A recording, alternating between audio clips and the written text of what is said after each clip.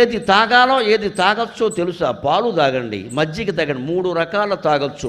Doctor దగ్గరికి వెళ్ళే పని ఉండదు. మీరు పొద్దున్న లేవగానే నీళ్లు తాగాలి, మధ్యాహ్నం అన్నం తిన్నాక పల్చటి మజ్జిగ తాగాలి, రాత్రి పడుకోవడానికి 1 గంట ముందు పాలు తాగాలి. ఈ 3 గ్లాసులు తాగిన వాడు జీవితంలో వైద్యుడి దగ్గరికి వెళ్ళే పని లేదని చెప్పారు ఆయుర్వేదంలో.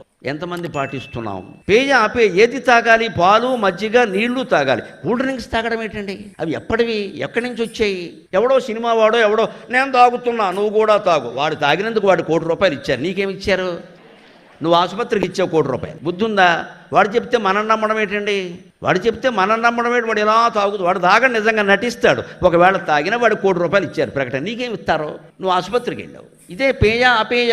ఇది అముక్త మాల్యద కథ, మాలదాసుల కథ మా ఈనాటికి వర్తిస్తుంది. వధ్య అవధ్య, చంపేది లేదు, చంపకూడదు లేదు, తినేది లేదు, తినకూడదు లేదు, తాగేది లేదు, తాగకూడదు లేదు, మొత్తం అన్నింటినీ చంపేస్తున్నామే, మొత్తం అన్నీ తాగేస్తున్నామే.